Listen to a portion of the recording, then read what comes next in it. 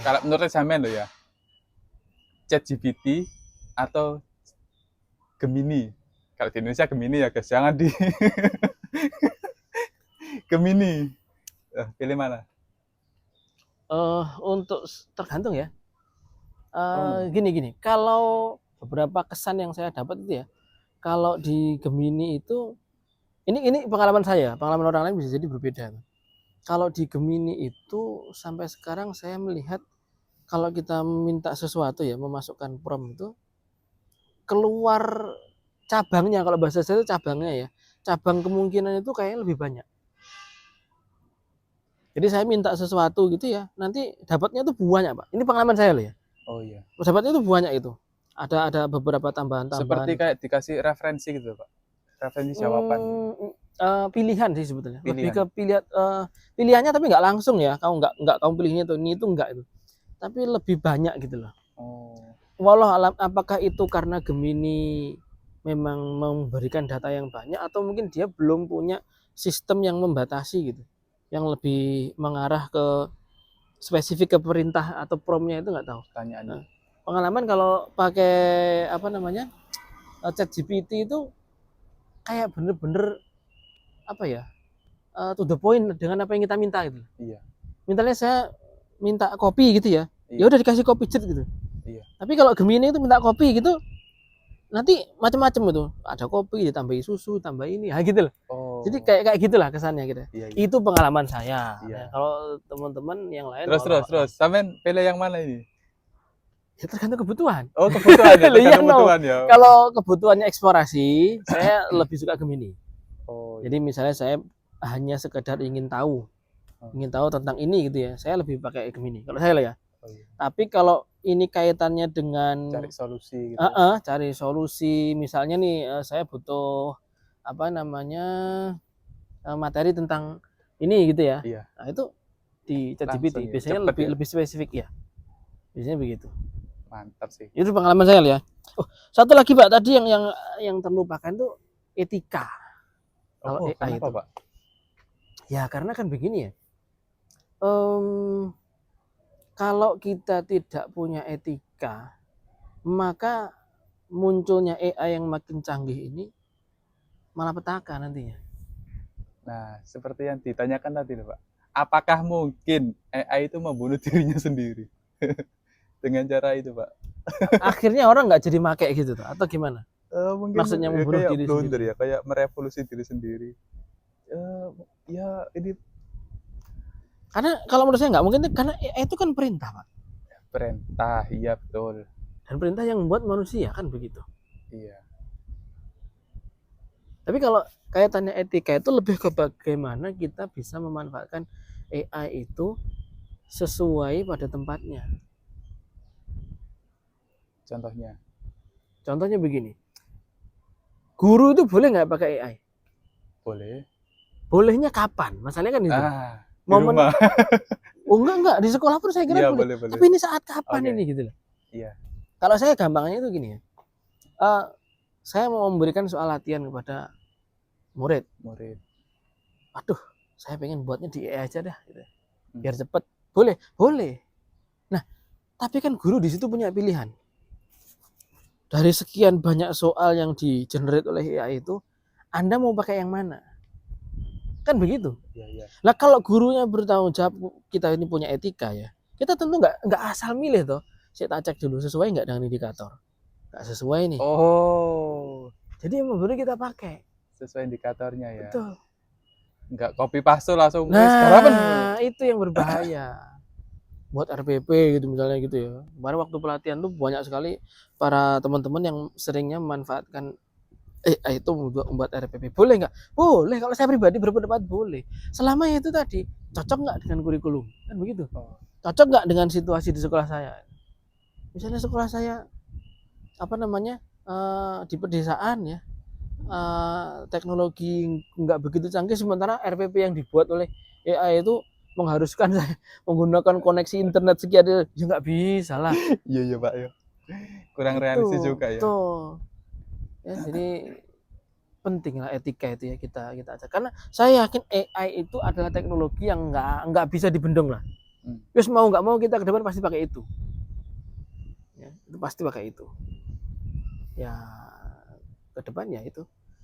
Tapi ada yang menarik tuh statementnya. Ada yang bilang begini, berarti nanti guru bisa dong digantikan AI. Nah, gitu. kan AI kan sering Nah ganti-ganti itu pekerjaan orang nih. jawabannya sederhana. Justru dengan adanya AI itu peran guru menjadi justru sangat penting sekarang. Gitu. Justru begitu. Enak ini. Kopi apa, Pak? Kalau yang punya saya ini apa namanya, Dampit. Robusta. Ini roastingnya agak dark ya. Jadi bagi teman-teman yang suka kopi pakai gula, kopi manis, yang roastingan dark kayak gini tuh itu cocok kalau dikasih gula, pas gitu. Kalau saya ini nggak terlalu suka sih, tapi mantap rasanya ya. Maksudnya nggak terlalu suka kalau dikasih gula gitu. Ini pahit, ini mantap. Ini kopi dari Ustadz Iksan. Makasih Oh Ustadz iya itu, Iksan. Pak Isan, kopinya enak banget, serius. Enak banget itu. Kopi mantap ini. Tinggal belinya di mana? Nggak tahu, mereknya nggak tahu juga itu ya. Kalau ketahuan belinya di mana bisa beli beli sendiri. Gitu Pak.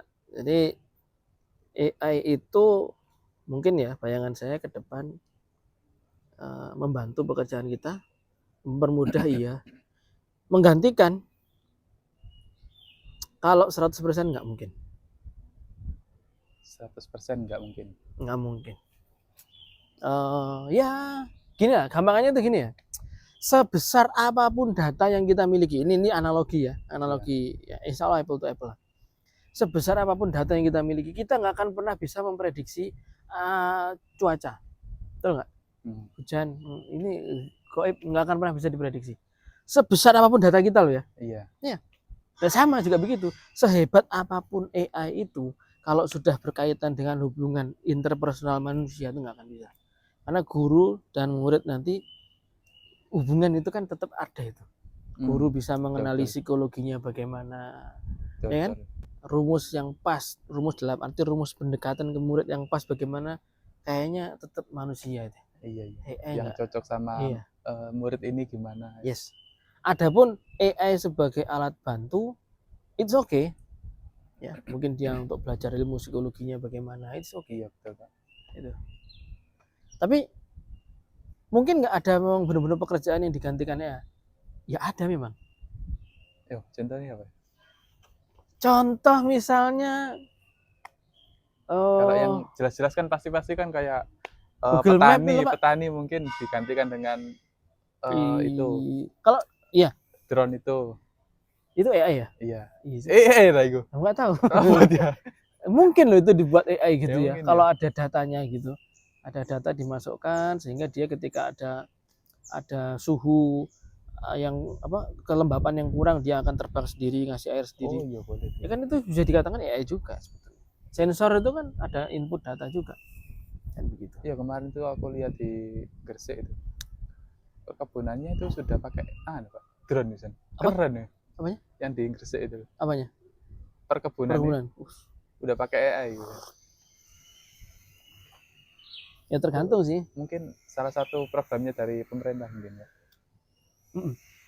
Nah itu juga Pak, pembelajaran coding dan AI itu nanti akan masuk ke sekolah. Jadi di sekolah-sekolah nanti akan ada mapel baru, coding dan KA, kecerdasan artifisial. SD, SMP, SMA. Semua jenjang. Oh semua. TK, PAUD? Ya TK enggak lah.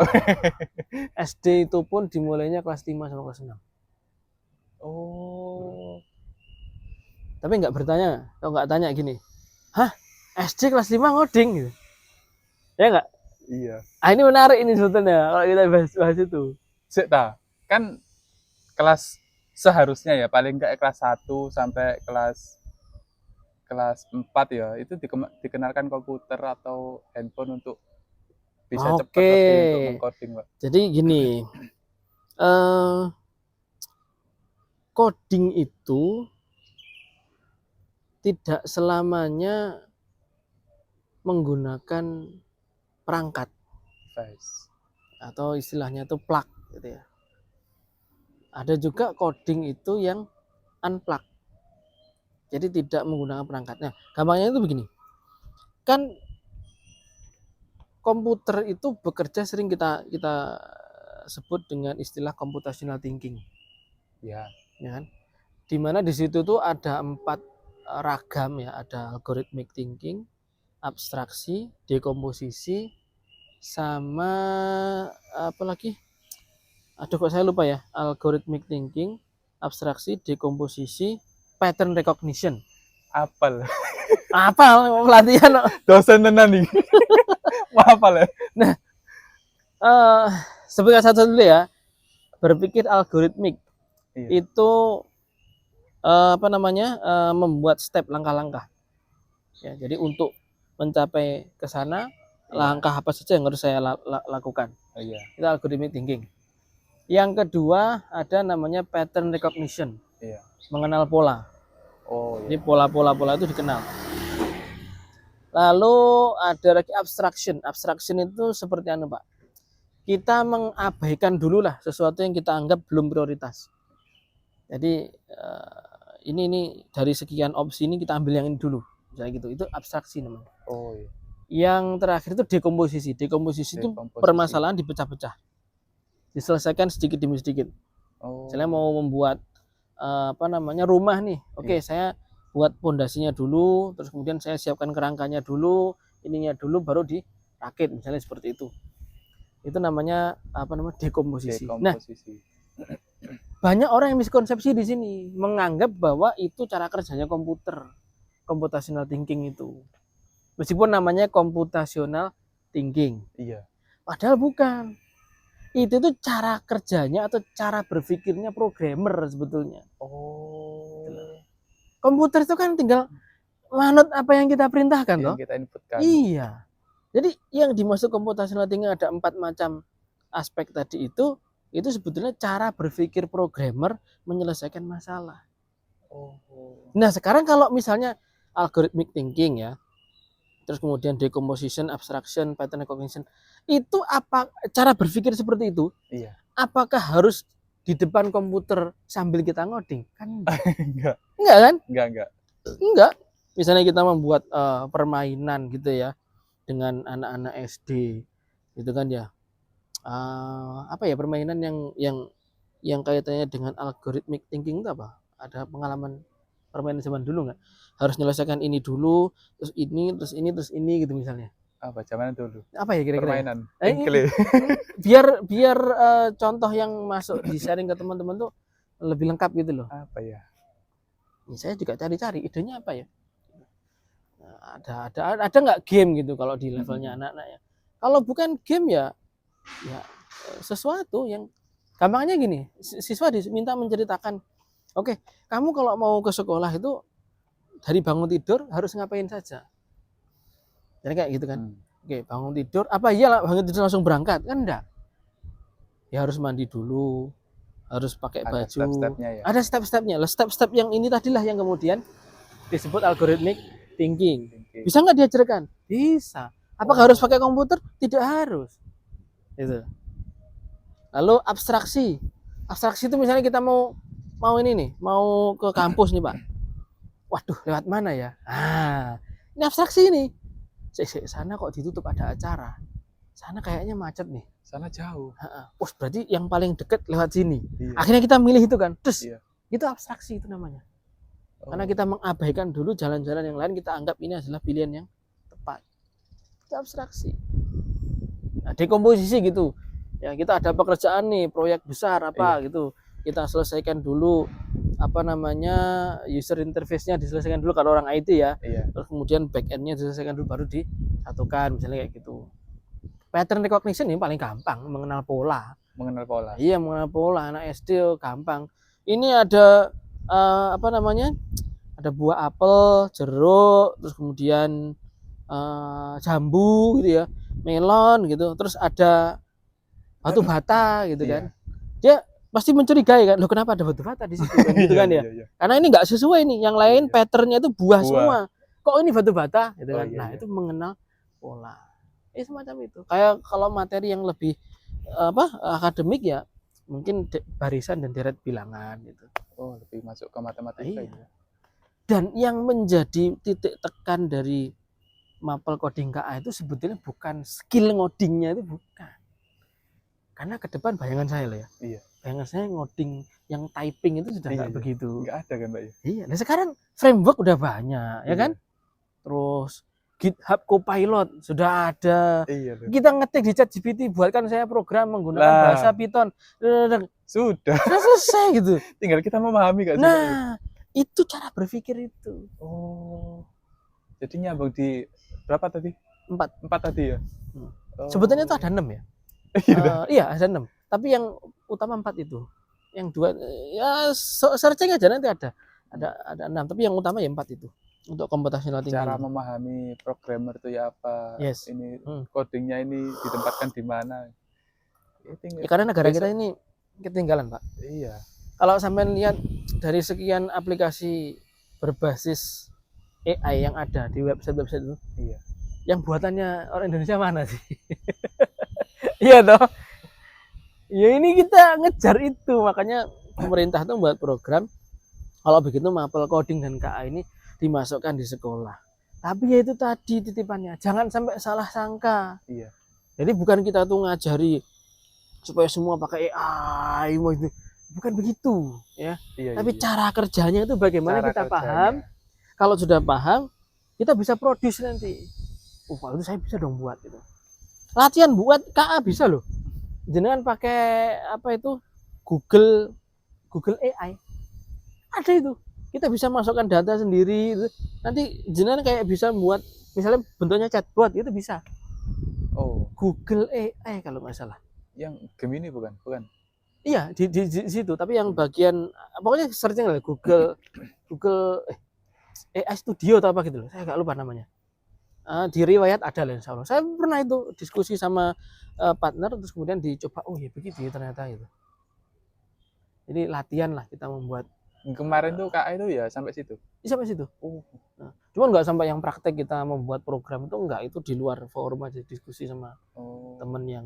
Ya apa ceritanya kemarin? Ya alhamdulillah. Mungkin ada cerita-cerita yang bisa dibagikan ke teman-teman. Seru sih. Ada banyak yang sensitif juga sih.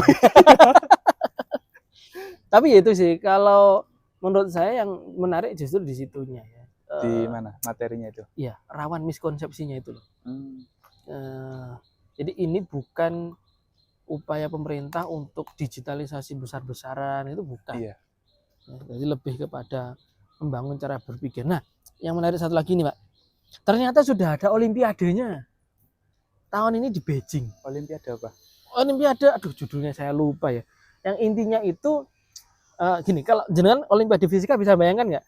Iya. Bisa kan ya, olimpiade fisika matematika gitu. Iya. Ini olimpiade tapi kaitan materinya tuh coding dan KA. Oh, daftar materinya ini ada. Umum maksudnya gimana? Semua bisa mendaftar. Oh, bisa. Enggak harus mahasiswa kan? Enggak, itu siswa justru SMA. Siswa. Wih, keren. Indonesia ada perwakilan tuh kemarin. Jadi materinya tuh macam-macam Pak. Python apa yang saya ingat Python sih. Materi ini banyak, ada silabusnya.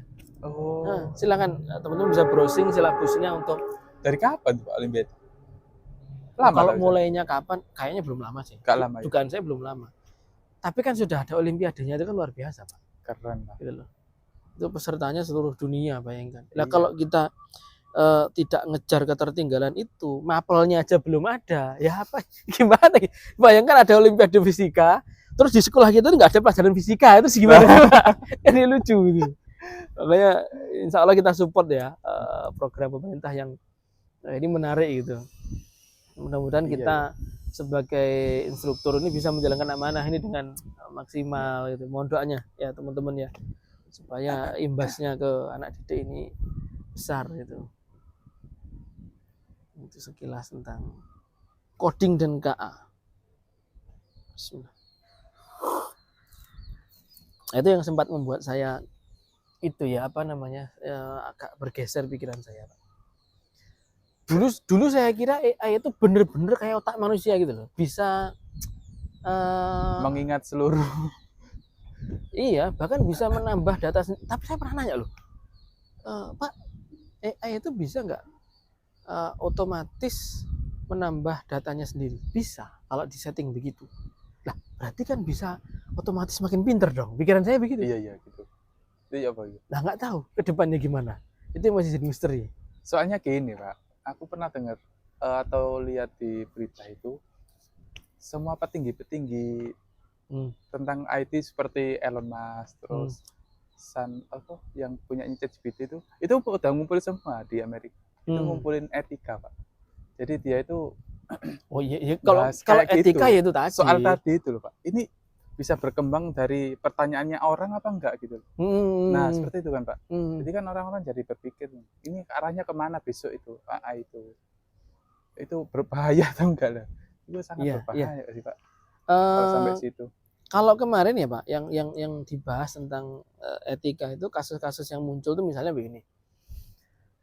Kasus Ghibli kemarin tuh, foto Ghibli. Oh iya. Ya itu foto ya, itu ya. Itu kan juga apa iya nanti kayak gini gitu. Terus profesi sebagai desainer itu bagaimana?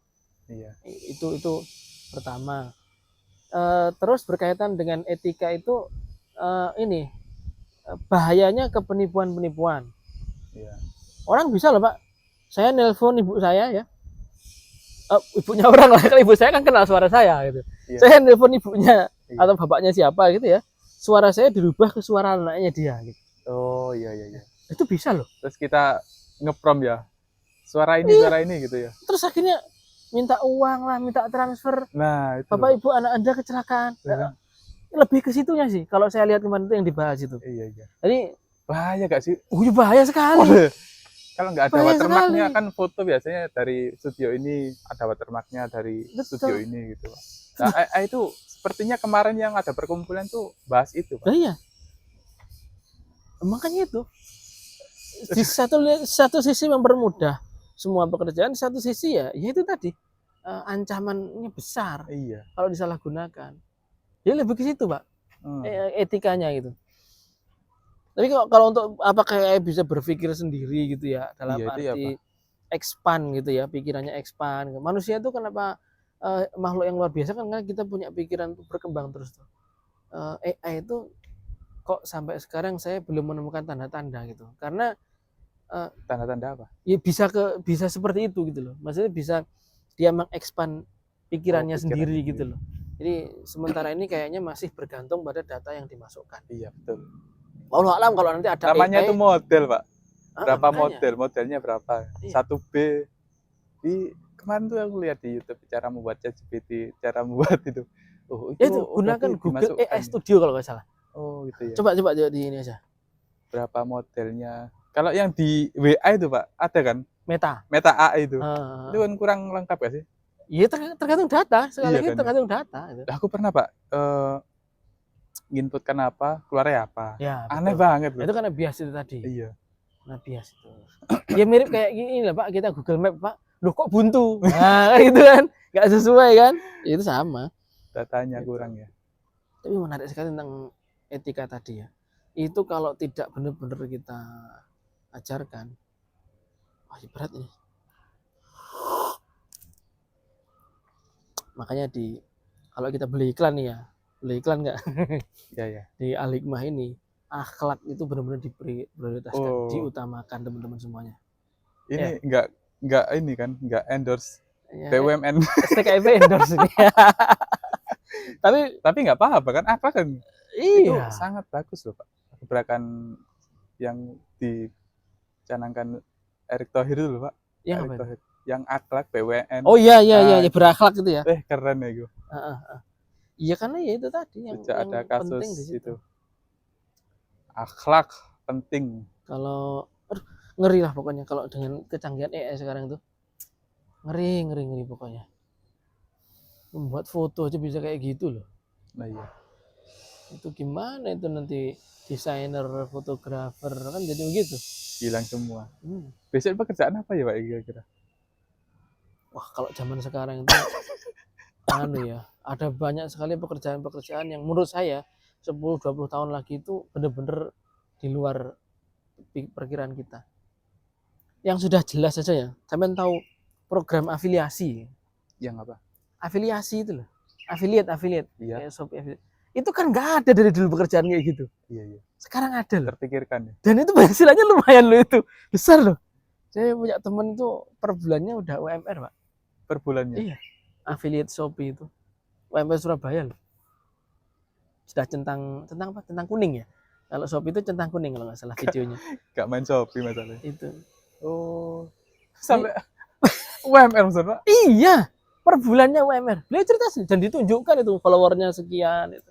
Oh. Ada. Jadi ya gimana ya? Ya memang begitulah sekarang ya. Tapi dia kerja? Enggak. Oh iya bekerja juga. Kerja juga. Dia kerja jadi guru kalau nggak salah. Ya, tapi dia juga afiliator itu. Ya mungkin gaji afiliatornya sama gaji gurunya hampir sama mungkin. Jadi pekerjaan utama. Ya kan apa ya? Itu modalnya terasa aja sih kalau kita lihat ya. Jadi awal-awal itu mungkin dia berusaha mengenalkan diri, begitu orang percaya itu akhirnya orang kalau mau beli barang lihat dulu di reviewnya dia ada nggak kan gitu aja tuh prinsipnya itu. Reputasi gak sih? Iya, itu? reputasi Oh, betul. reputasinya bagus ya toko ini. Beli terus, Iya. beli terus ya. Loh, kok ada loh profesi kayak gitu coba? Iya. Kebayang nggak dulu? Ya nggak kebayang. Masuk 7 kerjanya nge-review. Iya. Oh ini kayak gini dapat uang. Dia nggak produksi ya kan? Dia nggak jual gitu Ngelab loh. ya. Coba bayangkan ya. Jadi sulit diterka Pak profesi ke depan itu. Yang sempat disebut itu prom engineer. Saya juga nggak kebayang tuh prom engineer tuh kayak gimana ya kerjanya gitu. Tapi pernah saya dengar itu ke depan tuh mungkin akan ada profesi sebagai prom engineer. Yang Maksudnya, di pabrik-pabrik itu, Kak. apa mungkin dia tukang ngeprom gitu ya, jago ngeprom. Iya, yang di pabrik tukang ngeprom. Mobil ini belum dibuatkan kap mobil gitu. Ditambahkan gitu. Mungkin ya. Seperti itu, Tam. Wallahu a'lam. Jadi kita tinggal ngeprom aja. Pernah disebutkan. Sulit Pak menebak itu. Aku pernah nebak itu Pak ya. Hmm. Dulu itu kalau ada AI berarti mungkin yang lebih terpenting dikedepankan itu mungkin security mungkin ya. Seperti kayak yang ini loh Pak. Jadi cuman perusahaan itu cuman yang kerja itu robot semua. Cuman ada yang jaga toh. Ya mungkin perkiraanku seperti itu dulu itu. Ya, tapi security dalam arti security manusia gitu ya. Manusia. Tapi Ya. kalau saya punya pikiran gini gimana? Manusia tuh ono ngantuke. Ya enggak? Iya sih. Ya kan? Tapi kalau AI dia pasang kamera gitu ya. Kalau ada pergerakan dia alarm bunyi nih. Oh, full on. Loh iya. Mana yang lebih canggih? Iya ya. Anda lebih percaya keamanan di AI atau di situ? Enggak Nanti gampang. kalau ada trouble benerin sendiri semangat gimana? Iya makanya itu.